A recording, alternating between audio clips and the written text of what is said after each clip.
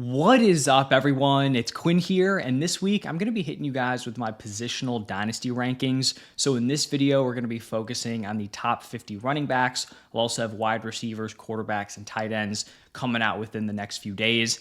But I think this is a really fun time for the running back position in Dynasty. We just had a really strong rookie class in 2025. A lot of those guys project very well moving forward. We've got, some stud young running backs at the top of these rankings. You've got some veterans who are still kicking around, can give you one, two, three more potential running back one seasons. And then I'll also be including 2026 first round picks in my rankings just to kind of show you how these current running backs stack up against these round one rookie picks. Would love to hear your thoughts down below. Who should be higher? Who should be lower? I do want to emphasize the tiers are a lot more important than the individual rankings, because obviously where your team is, are you competing? Are you rebuilding? That's going to shift, which players you want in different tiers. So I will throw that out there. But now let's jump into tier one. And I split tier one into two kind of mini tiers just so the graphic doesn't get so small and you can't even see the players. So in tier 1A, I'm going to have the consensus top two, Bijan Robinson and Jahmyr Gibbs. I'm not super caught up on the order here. Right now, I do just slightly prefer Bijan Robinson. I think from a talent perspective, I do just prefer him as the running back one, but I'd also admit that Jahmyr Gibbs is probably in the better situation. I mean, he's definitely in the better situation at this point in time, but both of these guys were top three running backs in points per game back-to-back seasons. Bijan in 2025 really had an impressive receiving season. That's where we saw him take a huge leap, over 100 targets, 79 receptions, 820 receiving yards. And then Jahmyr Gibbs, he is just going to be a touchdown machine on this Lions offense. 38 touchdowns in the last two seasons combined. And we have seen him really kind of pull away from David Montgomery, where this had been like a 1A, 1B committee, where Jahmyr Gibbs is obviously, still going to way outperform him. David Montgomery kind of got pushed to the side this season. It was a whole lot more Jahmyr Gibbs, and obviously that led to another really strong season out of him. And then that second kind of mini tier in tier 1, tier 1B, I'll throw Ashton Genty and the 101 out here first. I had originally been on the 101 over Ashton Genty train. Obviously, the 101 is going to be Jeremiah Love, so we could potentially just pencil him in there. But I have recently switched, and I really could go back and forth. I think maybe I was a little bit too harsh just on Genty's 2025 situation, where the Raiders were a disaster, right? Genty comes in, he averages 14.4 points per game. It's a fine rookie season, definitely didn't live up to his redraft ADP, but there were some positive signs. He had the highest opportunity share in the league. He got involved as a pass catcher, 73 targets. I didn't see anything negative out of Genty that kind of scares me off of how high I was on him coming into the year and, from a dynasty perspective, preseason. And obviously, the team was a disaster. They end up with the number one pick. But now when we're projecting forward, I actually think this could be a really fun situation for him. They get the 101. You're going to bring in Fernando Mendoza. It seems like it's very likely that they hired Clint Kubiak to be their head coach, which I think, potentially the best candidate in this cycle, especially from an offensive perspective. So I think that's big. And then you're just hoping that they really attack the offensive line this offseason. But there's a real chance that this is a pretty good situation for him heading into next season. And in a good situation, I do think he can give you some really strong production. And then for Jeremiah Love, I just think there's maybe a little bit more uncertainty, where I think with a lot of these rookies, and I can fall victim to this also, we tend to just only think positive, where it's all right, he's probably going to get that top 10 draft capital. There are some interesting kind of fun landing spots in there, especially the Chiefs landing spot. But there's also the downside where maybe he slips out of the top 10 and maybe he, ends up in a less than ideal situation, and you're kind of looking at a repeat of Genty's rookie season. So I have them back to back for a reason. I want to say in my overall rankings, they are directly back to back. I truly could go either way. 10 leagues, you're asking me Genty or the 101. I might split at 5-5. I might split at 6-4 in favor of Genty, but it is super close. And then the last guy in this first tier is Devon Achane. And maybe this is going to be too low to some people. And I think it's crazy that we maybe have gotten to the point where I'm lower than consensus on Ashton Genty, because this has been my guy the last 3 years. I loved him as a rookie dynasty pick. I loved him in redraft all 3 seasons. I've been going to war for my guy Devon Achane. And I think like I'm a Bears fan. Outside of players on the Bears, Devon Achane is probably my favorite player in the NFL. The dude is absolutely incredible. Last 3 seasons, or his only 3 NFL seasons, 17.3, 17.6, 20.2 PPR points per game. He's coming off a super impressive 2025 where he kind of blended his previous 2 seasons where he really won on efficiency, big plays in his rookie season. That came back this year, not to the same extent, but you're not going to match that rookie year efficiency. He rushes for 1,350 yards, 5.7 yards per carry, and then he carried over the receiving production we had seen in 2024 to 2025, 85 targets, 67 receptions, 488 receiving yards. Mike McDaniel's gone, which is kind of the huge red flag here for me because, say what you want about Mike McDaniel, whether or not you think he's a good, head coach in the NFL. I don't think you can deny that he did great things for Devon Achane. He took this player that doesn't have like your prototypical workhorse size and he schemed him opportunities. He even gave him a pretty large workload, larger than I think most would in the given situation. And so the fact that he's leaving, it does concern me a little bit. Now, I do think the offensive coordinator coming in, it's probably as good of a situation as you could have asked for, at least in terms of someone really like understanding the skill set of Achane, because Bobby Slowick was promoted to offensive coordinator. So he was already in the building. He saw how Mike McDaniel used Devon Achane. I think you're really just hoping that he can replicate it, but I can't really say it's anything but a negative that Mike McDaniel is no longer, leading that offense. Now, moving into tier 2, this is going to be another mini tier, so I guess this is like 2A. We'll start off with Amarian Hampton leading this tier, and he had an up and down rookie season. He comes in week 1, gets really strong usage, doesn't produce. First 2 games weren't great. Then he has back-to-back monster performances in week 3 and week 4, 24.9, 27.5 PPR points in those games. Then he breaks his ankle, misses a ton of time, gets back, and, he's kind of like mid-level production. It was fine, wasn't dominating the usage, but gave you playable production. Then he re-injures, or it might have been the other ankle, and then he's just like completely irrelevant in their playoff game. I think the Mike McDaniel hire is fantastic. I'm going to be super bullish on this entire Chargers offense and pretty much like all the Chargers weapons. I'm going to draft a lot of Justin Herbert, going to draft a lot of Amarian Hampton, Ladd McConkey, Oronde Gadsden. Like, I'm going to be in on a lot of these dudes. And I do think it's a huge positive for Hampton. But I think some people are maybe getting a little bit over their skis on how great this is for Hampton because they're thinking like, oh, he's just going to get the Devon Achane usage. He's going to be used exactly like Devon Achane. And I hate to burst your bubble, but I don't think Amarian Hampton is as good as Devon Achane. And maybe that's controversial because he was a round 1 pick and, he is physically, a very impressive running back. And you think, okay, he can handle this massive workload. And he might. I just don't think he's the same, pass catcher as Achane. I also don't think he's as elusive as Devon Achane. And so I think Mike McDaniel's going to come in. He's going to design, the running back touches more around Amarian Hampton's skill set. And I do think he'll get involved as a pass catcher. I'm just not going to pencil him in for like 5-6 targets a game just because Devon Achane was super involved there. Then we're going to get the second rookie pick, the rookie 102. This is probably going to be any combination of Mekhi Lemon, Carnell Tate, Fernando Mendoza, or Jordan Tyson. So those are the guys in the mix here. 102, I really think the top 5 in this class, even though it's a very weak class overall, the top 5 is totally fine and could end up actually being like pretty strong relative to other classes. Then I'm going to go with Jonathan Taylor here.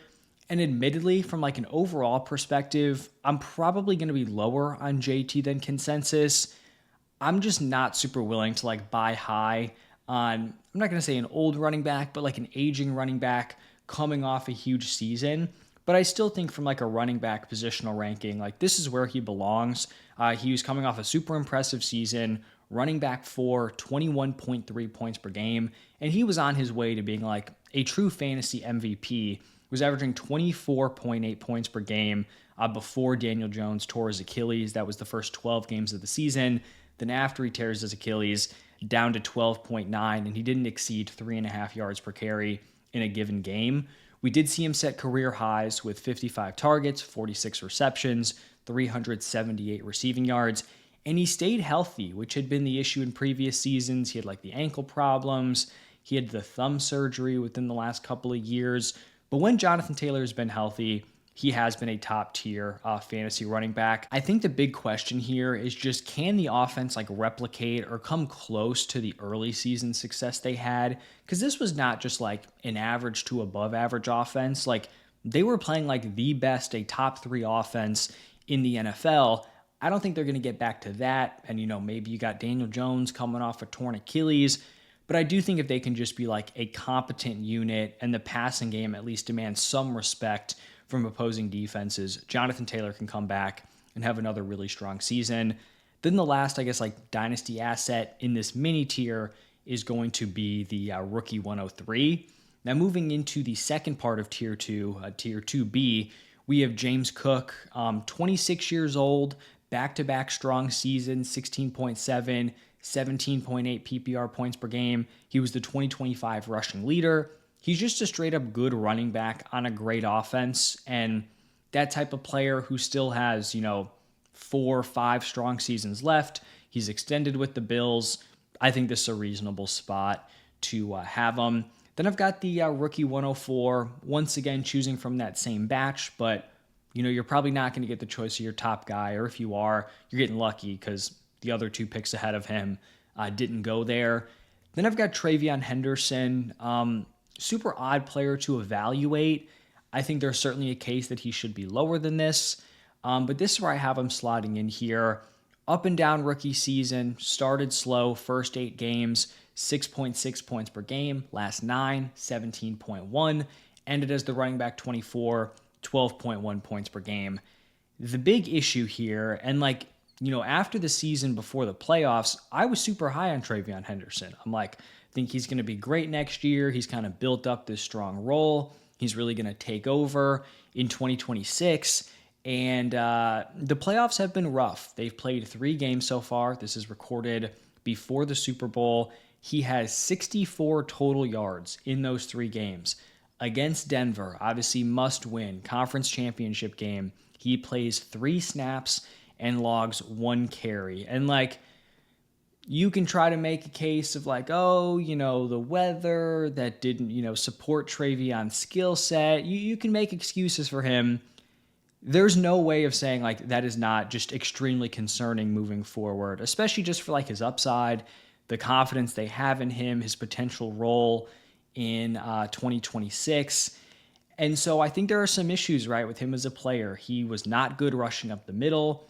The vision did not seem great. The pass pro, which was awesome in college, was completely terrible this past year. And I do think some of that is fixable. I think especially the pass pro stuff. I feel like he should be able to lock that in. The running up the middle, the vision, I don't know, because that wasn't super strong in college. I don't know if he's ever going to be a guy who's getting goal line carries on this offense, but I do think we could come into 2026.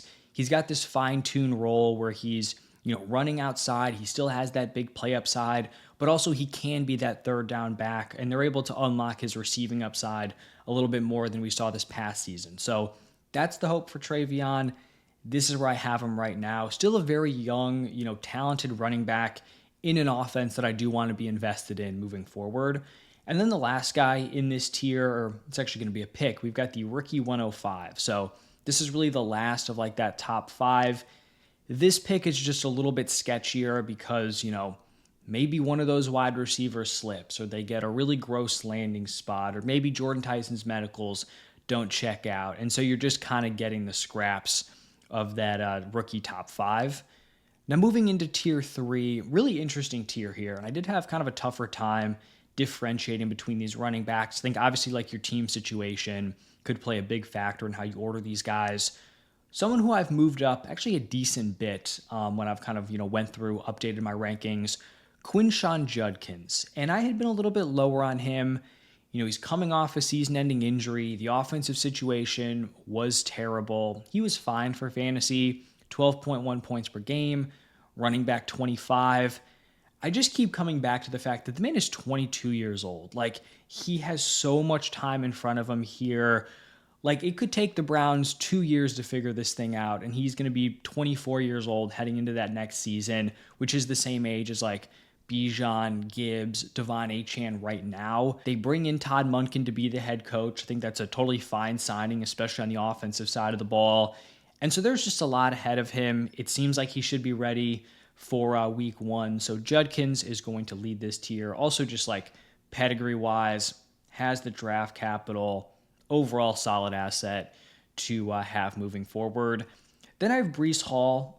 This might seem high for Breece Hall, and I did kind of struggle with ranking him. Admittedly, I am someone who has just been higher on him than consensus. He's currently set to be a free agent, but it seems pretty likely that the Jets franchise tag him. I think the hope is that he can somehow, move on from this team and either via trade or maybe they somehow don't tag him and they just kind of part ways. But like, he's 24, turning 25 this offseason. When you're projecting for 2026, I struggle to see how this Jets team isn't a disaster once again. It seems like by retaining Aaron Glenn, they're kind of trying to tank for a quarterback in the 2027 class. And like, this offensive line is good, but you don't have a quarterback on the roster. Like, what's going to happen there? And then he didn't have a great 2025, 13 points per game. I just think he is a very good player who has a 3-down skill set, can catch passes, and if he can somehow like end up on a different team, a better situation, he could definitely be a huge riser from a dynasty perspective. Then the next player, I've got Kenneth Walker here, and I don't know if there's ever been a player that I've missed so hard on in redraft, but have felt so vindicated about after the season, because I loved Kenneth Walker heading into the year. I was high on this offense, this rushing attack with Clint Kubiak coming in here. I thought this could be a season where Kenneth Walker stays healthy. He flashed the receiving upside this past season in 2024. Like, this should be the year. And he was unbelievably frustrating to roster in fantasy. 11.3 points per game, running back 28, but he didn't even feel like he was a consistent weekly option.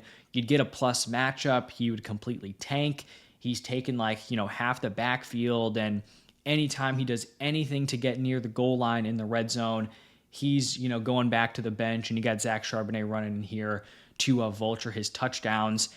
And then the Seahawks in the playoffs, the most important games, are pretty much like held at gunpoint to use him as the running back one with Zach Charbonnet tearing his ACL. And what happens? Kenneth Walker comes in and completely dominates. In their 2 playoff games, 35.5 and 21.1 PPR points. He had that nuclear performance against the 49ers, 145 scrimmage yards, 3 touchdowns, then 111 scrimmage yards and a touchdown against the Rams. The dude is incredible. I thought he was a great running back. I feel very proven that this dude is an absolute stud, but there are some questions, right? He's a free agent.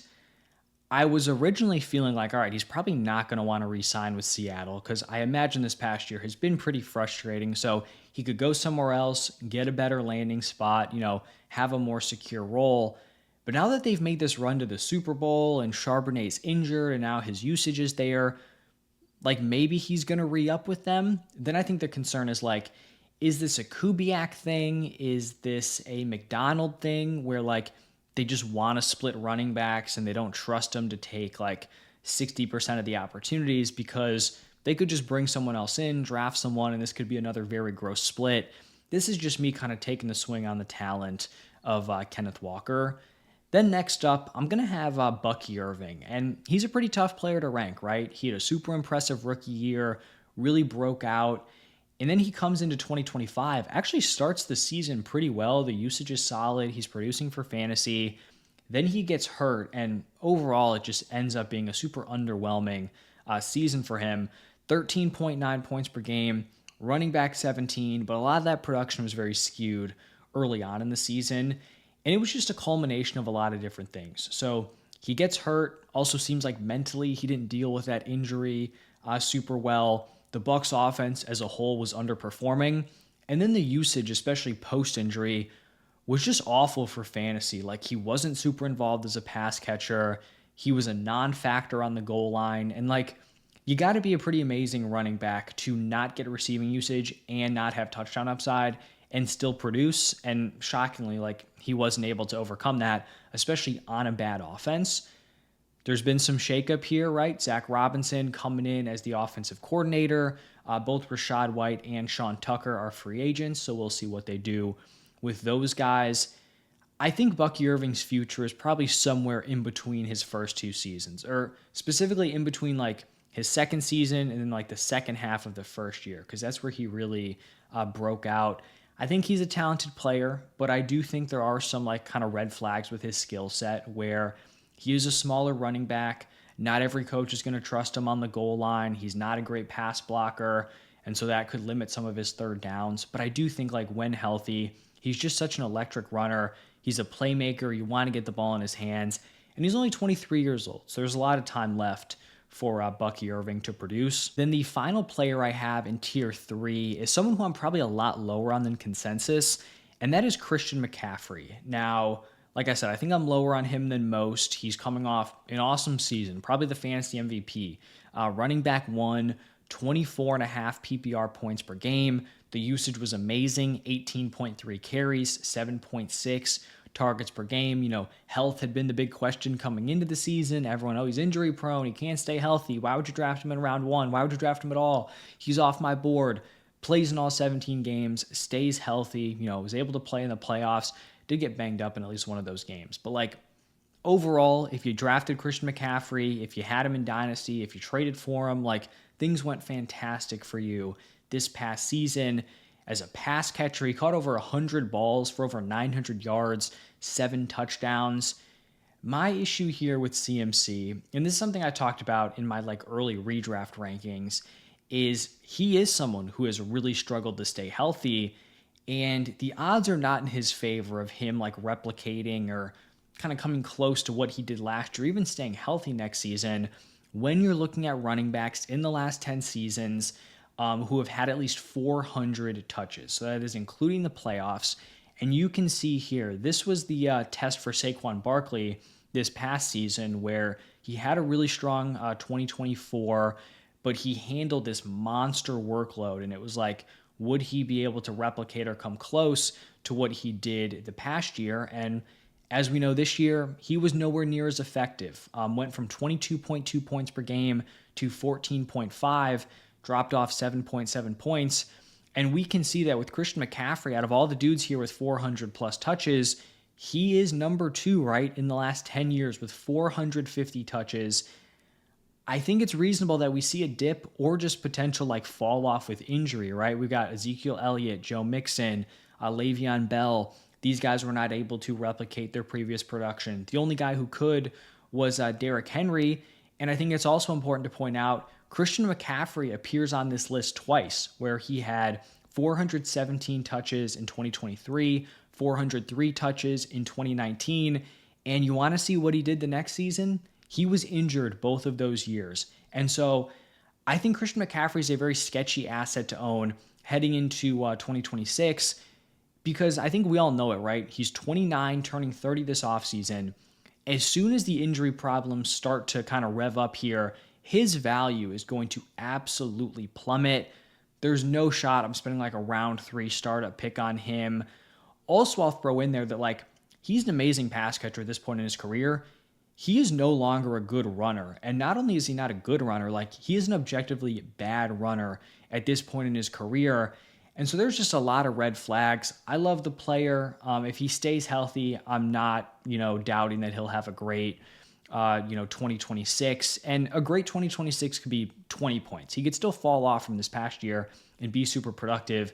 This is just not the type of player that I want to roster in Dynasty. And if I can sell high off the big season, I certainly would. Then we're going to close out this tier with the rookie 106. Definitely a big fall off from the 105 to the 106, but I do think, you have the upside of this pick becoming interesting with maybe Denzel Boston, Casey Concepcion getting fun landing spots. Maybe Sadiq gets great draft capital and a fun landing spot. Maybe there's some sort of like surprise quarterback pick. What else could happen? One of the running backs, Coleman, Price, they get, round 2 draft capital in a fun landing spot. You're kind of just getting like the top option of that next tier. Now, moving into tier 4, a couple of players that I really felt like were right on the edge of tier 4 and tier 3. I'm going to start it off with Cam Scatabo, a player who I really like. Played 8 games as a rookie, 7 games as the running back 1, averaged 17.8 points per game in those 7.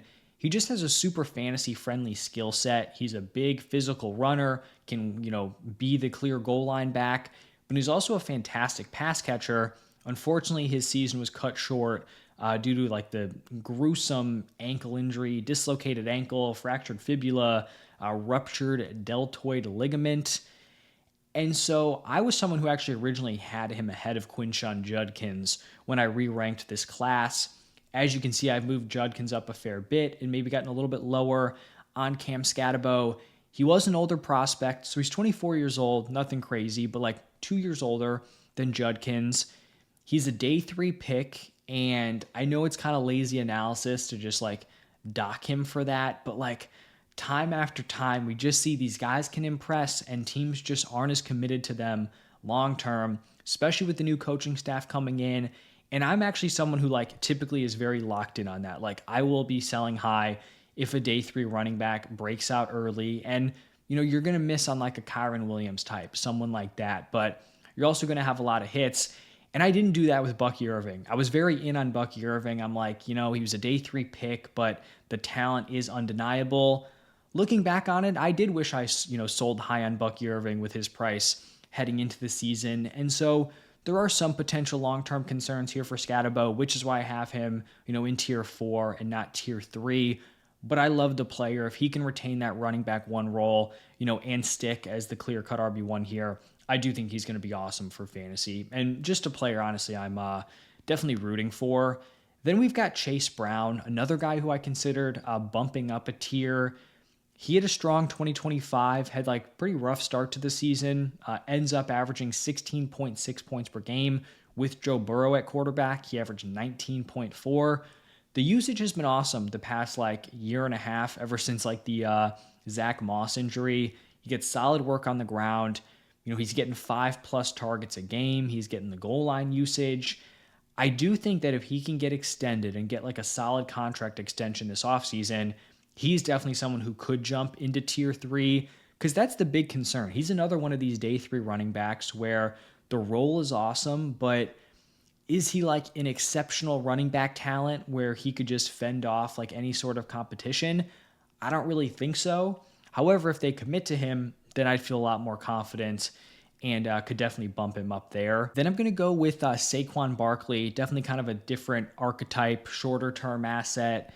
He's 29 years old, coming off a rough season like I talked about with CMC, went from running back 1, 22.2 points per game, down to running back 14, 14.5 points per game. We saw the efficiency, the big plays, the touchdowns, all of those tanked. 2026, I do think he's going to be better. I think he's just going to be fresher, didn't handle as much work. You got to hope the offensive line can stay healthier. You've got a new offensive coordinator, Sean Mannion. Not super experienced, but I don't know if this offense can get worse than what we saw this past year. So I do think Saquon's definitely a great like win now asset and someone who is set up for a nice bounce back. Then we'll close out this tier with the rookie 107 and the rookie 108. Once again, kind of choosing from that pool of players I talked about, the wide receivers, Concepcion, Boston, maybe Ty Simpson, maybe Trinidad Chambliss if he gets decent draft capital. Kenyon Sadiq in there, the running backs, Coleman, Price, looking at some of those options. And then to kick off tier 5, 2 more rookie picks. We've got the 109 and the 110. So this is kind of shifting from like those running backs that are, right on the cusp of like mid to late round 1 rookie picks. Now we're getting into some of those guys that are like later round 1 rookie picks. So 109, 110. Then I've got Josh Jacobs, definitely more of a win now asset, 28 years old, but coming off of back-to-back top 10 point per game seasons. Obviously, the end of this past year kind of leaves a bad taste in your mouth because he's playing super limited, not producing, but overall, 2 seasons with the Packers, strong usage on a good offense. solid running back option. Then I have Kyron Williams. This might seem lower than maybe he should be ranked. He's only 25 years old, back-to-back running back 10 seasons in points per game. He's extended for at least 2 more years with the Rams. I think they can cut him for no dead cap after that. If they don't, he'd have 1 more year after that. So we got the extension. For me, it's just about the lack of upside with Kyron Williams. Now, that's not to say he's never had fantasy upside, because he definitely has. I think it was his, 2 years ago, he was the running back 2 in points per game. It's just now with like the usage we saw this past year, Blake Corum kind of emerging, working his way into this offense.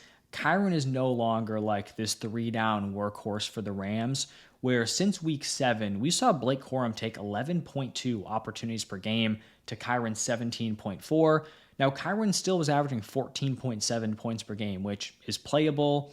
It's, you'll definitely take that, for fantasy, but just like upside wise, Blake Corum is going to be a factor in this offense. He's not a workhorse.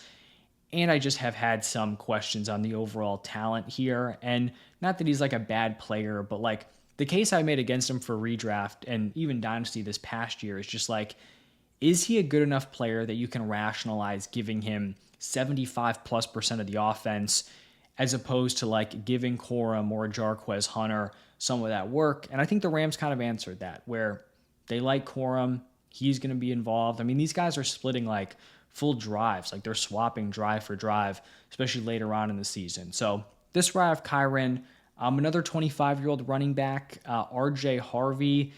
Definitely a tough player to rank because he had the nice like post-bye breakout. This was after the Dobbins injury. Last 6 games of the regular season, 16.5 points per game.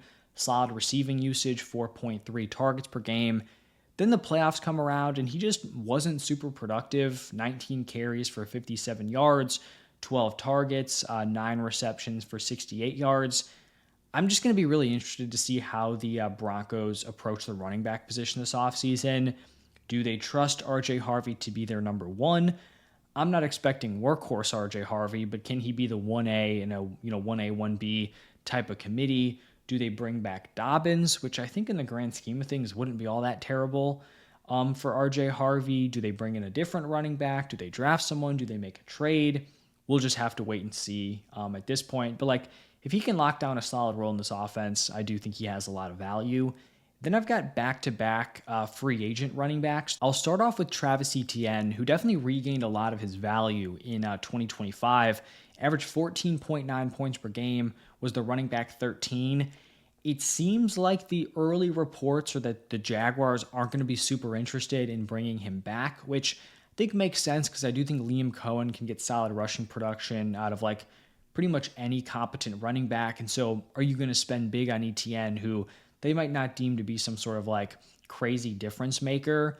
But I do think he'll probably be the most attractive running back on the free agent market. And so like, if a team's going to pay up to get him, you have to think he's going to have solid usage there. And then the other free agent, and someone who where I'm looking at it, like I could see after free agency definitely having this player ahead of Etienne. But right now I've got them back to back. It's Javonte Williams. He's a little over a year younger than Etienne. He's 25 years old.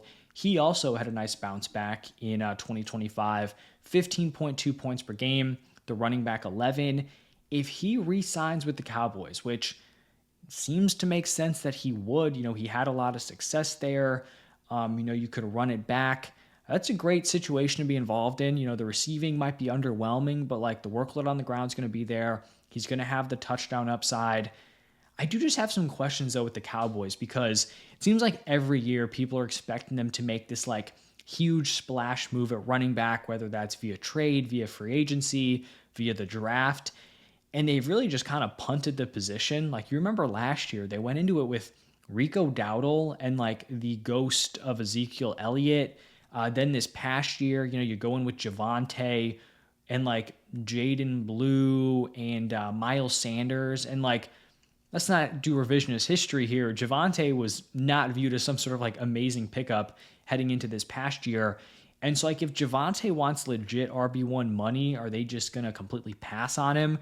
We saw them pass on Rico and he signed for pretty much nothing with the Panthers. So we'll have to wait and see. I think these guys are kind of similar at this point in their careers. Now, moving into tier 6, this is going to be another mini tier. So tier 6A, we're going to go with the rookie 111, the rookie 112. It's not a strong rookie class, but still late round, rookie picks, late round 1 rookie picks. And this is going to be the last of the picks here in this video. And then the other guy in this mini tier, Derrick Henry, just very much like a year-to-year win now asset. The man's 32 years old, still averaged 17 or 16.4 points per game this past year. That's 3 straight seasons where he has played all 17 games.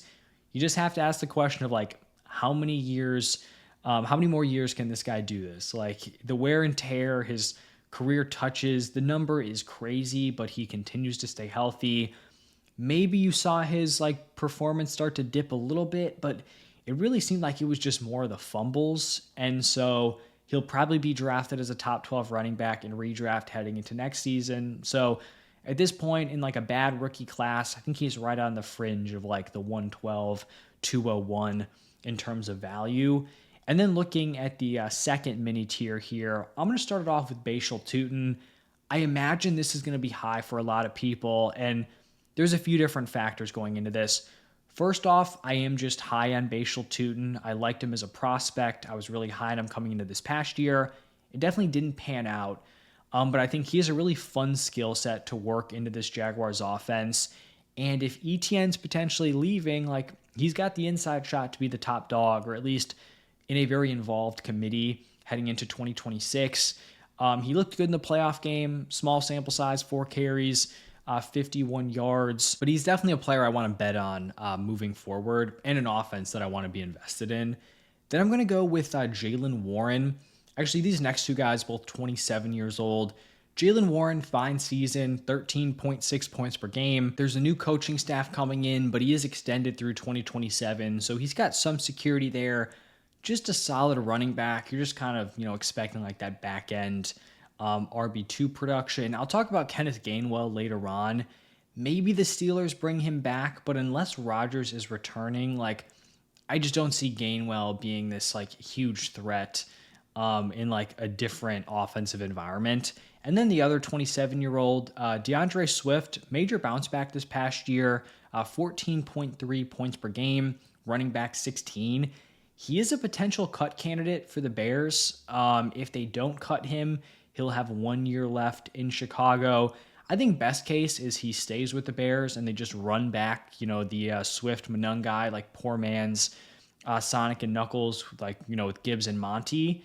But I do think even if they cut him, I think this was a good enough season where he can go somewhere and be the projected week 1 starter, even in a committee. Like, I think he's going to be relevant for at least the next couple of seasons, regardless of landing spot.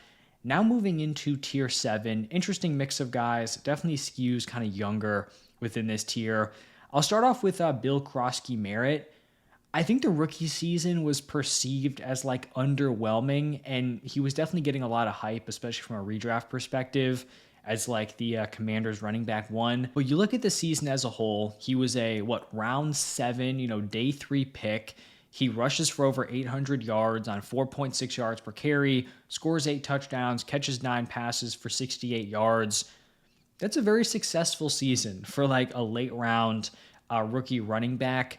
Obviously, he's going to have to fend off some potential new competition this offseason, but if he can stick around as like that early down potential goal line back on an offense with a healthy Jaden Daniels, definitely someone who could be very interesting heading into next year. Then another rookie here with Kyle Monungai. Very impressive rookie season. Also a round 7 pick, rushed for 783 yards, 4.6 yards per carry, got involved as a pass catcher, 18 receptions for 164 yards. Just like I talked about with Swift, you're kind of just hoping he retains his role within this offense. If the Bears do move on from Swift, I think that's probably a negative for Monungai because I don't see them. Like, Swift is not some sort of like, high-level threat in this backfield. And so if they move on from Swift, I think it's probably more likely than not that they bring in a better replacement, which would obviously not be great for a potential split here with Monungai. Then I'm going to go with Tyler Algier, and he really is a wild card. He's a free agent. This is a guy who in his 1 year without Bijan as a rookie rushed for over 1,000 yards. So I think there's a chance that some team wants to bring him in to be their lead back, or, the top dog in a potential committee as like that early down goal line back. And that could be super interesting. It's also possible he just gets kind of relegated to another, running back 2 role where he's more of a handcuff like he's been with the Falcons. A guy who is pretty much purely a handcuff, Blake Corum, maybe not purely a handcuff because he was kind of pushing that committee I talked about with Kyron Williams. I don't know if he's going to be a guy that you actually trust starting on like a week-to-week basis, but like even at his floor, he is a truly elite handcuff option where if Kyron were to ever go down, like Blake Corum stepping in and he's going to be a weekly running back 1 if Kyron is unable to play. Then we've got a super young running back here. This is probably higher than consensus. Jonathan Brooks missed the entire 2025 season with that second torn ACL in his right knee. And it seemed like after, that torn ACL, so he tears his ACL at the end of his college season. Going into year 1, his rookie year, he misses, I think, over half of it and then tears it again, like in his first few games playing. And it seems like pretty much everyone has just kind of left him for dead. The man's 22 years old. I don't think these ACLs, Achilles, they're not as much as like death sentences as they've been, in years past. Now, it's certainly not ideal that he's 22 years old and has already torn his right ACL twice, but like he was a round 2 pick. He's 22 years old. He was a talented prospect. This is a running back room that's kind of wide open. When we're looking at some of the other running backs like ranked after him, like you've got some veterans where you're hoping they land in fine situations, some younger players who I just don't necessarily trust the talent of. For Jonathan Brooks, I'm fine taking the swing because if he somehow can bounce back, like you've got a super young running back who could be the running back 1 here for the Panthers moving forward. Also in this tier, I have Ramondre Stevenson, who's definitely on the older end of this tier. He'll turn 28 years old this offseason. But he looks like he's going to be relevant here for the Patriots moving forward. On the season, 12.8 points per game, RB21. He has been the clear-cut running back 1 in the playoffs. Now, week 1, 2026, do I expect him to be the workhorse? No, I do not. But this could be a backfield where both guys are relevant, and he also has like elite handcuff upside, where if Travion were to go down, he's going to step in and be a super strong fantasy play. Then a couple of younger running backs, or I guess like younger in their careers, to close out this tier. Trey Benson, 23 years old. This was a really kind of sucky season for him because he gets the run out of James Conner getting hurt super early on. It looks like we're going to get, Trey Benson running back 1. And then he has a knee injury that like wasn't supposed to be super like lingering. I think, he went on IR, but it wasn't supposed to be season ending. And then he just pretty much misses the entire season. And like they bring him, like they activate his practice window. And then it seems like there might've been some sort of like re-aggravation. The whole thing was odd, but like he's a round 3 pick. He's young, but he really has proven nothing so far in the NFL. And then you also have a new coaching staff coming in. So there's no guarantee they're loyal to him or even liked him as a prospect, as a player. So there's certainly some upside, right? Like as of right now, this Cardinals running back room looks wide open, but it's also possible that the new coaching staff just has completely different plans for this backfield. And then the last guy, Woody Marks, he's 25 years old heading into year 2. He came in, earned a really solid role with the Texans as a starter, was averaging, 15 opportunities per game. I just have some real questions on his ability as a player. Like, I don't think he's proven that he is a good, even like average NFL running back. The lack of receiving usage was super disappointing, like 2.3 targets per game. This is a guy who caught 83 passes as a sophomore in college. I think the realistic best case scenario for Woody Marks is that the Texans go out and they bring in like an early down committee type back, maybe like a J.K. Dobbins. I was going to say Algier, but I feel like Algier could just come in and really alpha Woody Marks. I think the hope is that they bring in that early down guy and then they kind of redesign Woody Marks' role, because this is a guy who you should be looking to get the ball to through the air. Like, he should be averaging 3, 4, 5 targets per game. Like 2.3 with how much he was on the field is kind of absurd.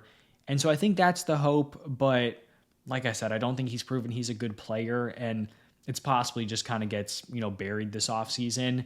Then moving into tier 8, also just like a lot of turnover possible with that, Texans running back room where Chubb probably gone. Who knows what happens with Agumba Wale, Joe Mixon. Like he might just be done playing in the NFL. And so it's possible they're like signing someone in free agency and drafting someone, and those guys just kind of beat out Woody Marks. Now actually looking at tier 8, some veterans in this tier to start off.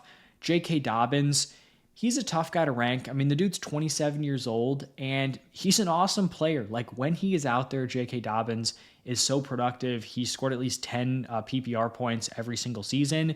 The dude just can't stay healthy. There have been 101 possible games, regular season games, that he could have played in. He has played in 47. He plays in under 50% of the games that he can. And it's just like a variety of different injuries. It was the ACL, then he needed to clean up on the ACL, then it was the Achilles, then it was the knee sprain, then this past year it's a foot injury.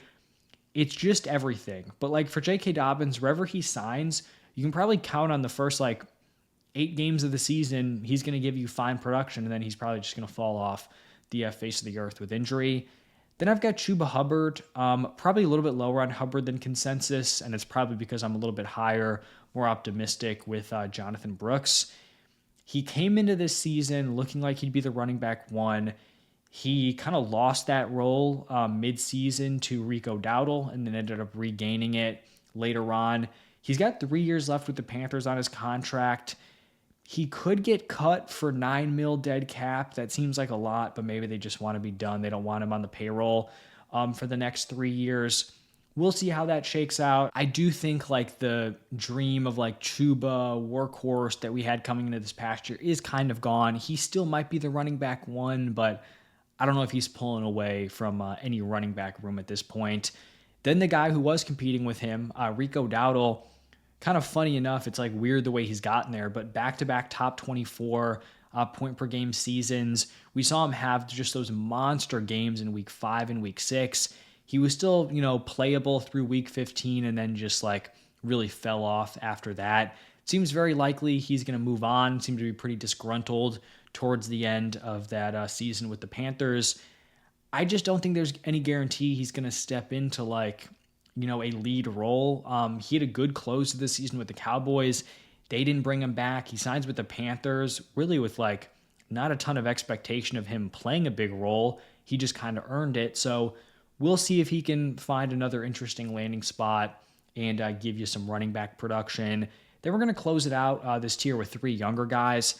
I'll start off with Devin Neal. He's 22 years old, really kind of stepped up with the Alvin Kamara, Kendre Miller injuries. Last 4 games of the season, 11.1, 9.9, 15.4, 10.2 PPR points. Ends up suffering a season-ending hamstring strain. I think the Saints running back room this next year is going to be super interesting. Kendre Miller was earning a role, looked interesting before he tore his ACL. Alvin Kamara will be back if he wants to be back. And then you've got Devin Neal. And so you're in this interesting spot where it's you've got some guys, but are they going to go out and, draft a top guy? Are they going to go out and sign a guy in free agency? We'll have to wait and see. I do think hoping this running back room kind of stays intact is probably wishful thinking because it does look like a pretty disgusting room heading into next year for a team that, probably is going to be looking to compete in 2026. Then I've got Tajay Spears, someone who's played a factor in all 3 of his seasons, 9.1, 9.5, 8.6 points per game. He's just never been able to emerge as the true running back 1. Hasn't been able to overtake Tony Pollard the last couple of seasons, but new coaching staff coming in. Who knows what Pollard's long-term future is? I do think he's cuttable, heading into next year. And then Tajay Spears, he's 24 years old, still very young. Has had some flash plays here and there throughout his career. Then I've got Dylan Sampson, very young, 21 years old, pass-catching running back here for the Browns, also the Judkins handcuff. We'll see how Todd Monken feels about him. And then the 9th and final tier, I'll start it off with Tony Pollard. his 2025 was so weird. He was someone who I really liked as like an early season hammer with Tajay Spears out injured. Pollard was completely unplayable for the first 12 games of the season and then really pops in the last five, like ripped off, I think, three straight 100-yard rushing games. Like I mentioned with Spears, he is a cut candidate. They can cut him for just $2 million dead cap. That is possible. I think he's gone for 1,000 rushing yards his last three seasons. So like he'll get picked up somewhere, but in terms of it being a super, desirable landing spot, he's going to be 29 this offseason. Like clock's kind of ticking for Pollard. Then I've got Tyrone Tracy. Is he like the Scatabo handcuff long term? Can he potentially force a committee in this backfield? Like 10.7 points per game in back-to-back seasons. I think the big red flag here for Tracy is that he's pretty old for, a guy going into year three. He's 26. So he was an older prospect, but he is a player where if he gets an opportunity, he can produce for fantasy. He's got a fantasy-friendly skill set, can catch passes on an up-and-coming offense. Like, Scatabo has some injury uncertainty coming off of that, nasty ankle injury. So this year I've got Tracy. Then I have David Montgomery. This might seem harsh, but he's going to be 29 years old this offseason. His role really got diminished this past year, under 10 PPR points per game. He has 2 years left on his contract, and if he sticks around with the Lions, like, what is his role? Is he someone who's actually playable week to week? Because that was the upside of David Montgomery. It was like, he's going to be the running back too, or they're going to split touches, pretty 50-50, but like he's going to be a playable weekly option. He was not this past year, and so if he's just a handcuff, he's a very old handcuff, and like it seems weird to call him a handcuff because he's still giving you close to double-digit PPR points per game, but unless you're playing in like a best ball league, you're going to have no idea when to start David Montgomery. Like, what's the random game where he gets, 2 goal line carries and gets into the end zone a couple of times? You're just not going to know if you're not, in a best ball league where you can take advantage of those spike weeks. Then I've got Zach Charbonnet, 25 years old, was in that committee with Kenneth Walker, now coming off the torn ACL. We'll see what his future looks like. Keaton Mitchell, 24 years old, actually a free agent this offseason. I think he's a fun young running back, super athletic, big play guy, career 6.3 yards per carry. Does he re-up as like a potential handcuff for the Ravens? We'll have to wait and see about that. Rachaad White, 27 years old, free agent. Don't see him getting a running back one role, but could he work his way into a committee? Valuable handcuff, sure. Then I've got Kenneth Gainwell. Like I mentioned with Jaylen Warren, like he was super involved this past year, 13 points per game, running back 19, 85 targets, 73 receptions, 486 receiving yards. It does just feel super fluky. Like Aaron Rodgers just connects with certain guys. And in an offense that was pretty anemic of weapons, like Kenneth Gainwell was that dude. And you can see like 73 receptions. Kenneth Gainwell coming out of nowhere with 85 targets. If Rodgers is not brought back, I'm just not super optimistic about Gainwell's fantasy viability. From that same backfield, Caleb Johnson. Also, Gainwell is a free agent, so he could go elsewhere. He's not locked in with the Steelers. Caleb Johnson, atrocious rookie season, complete non-factor. It seems like he's just a straight-up bust.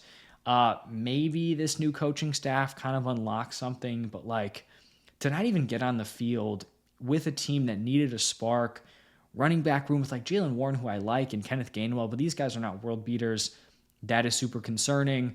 Tank Bigsby, he's the Saquon handcuff, has flashed at different points in his career, especially with the Jaguars. Actually, like looked decent in limited opportunities with the Eagles, but barring a Saquon injury, probably not going to see a lot of him. And then a couple of older guys to close us out here. Alvin Kamara, 30 years old, really fell off from a fantasy perspective this past year. I think he was like 17 points per game in 2024, down to 9.2. Also missed the last 6 games with injury. We'll see if he can get back. Like if he's healthy heading into next year, I think in a committee role on this offense that does look a lot better, he could be viable for, a year or two more. And then James Conner had that pretty gross, serious season-ending ankle injury. Prior to that ankle injury, he had just been like this super consistent, steady option, was aging super well. We weren't seeing the efficiency drop off. Unfortunately, now he's a cut candidate, like 2.25. million in dead cap, but he'll be 31. Maybe he can bounce back. A guy who I'm rooting for, but the end of his career is definitely approaching here with James Conner. And so that's going to wrap it up for my top 50 running backs. Let me know your thoughts. Who am I too high on? Who am I too low on? This definitely was a very long video, so if you stuck around, I appreciate it. If you enjoyed, hit the like button, subscribe. Stay tuned for the wide receivers, quarterbacks, and tight ends. But thank you all for stopping by, and I'll see you in the next one.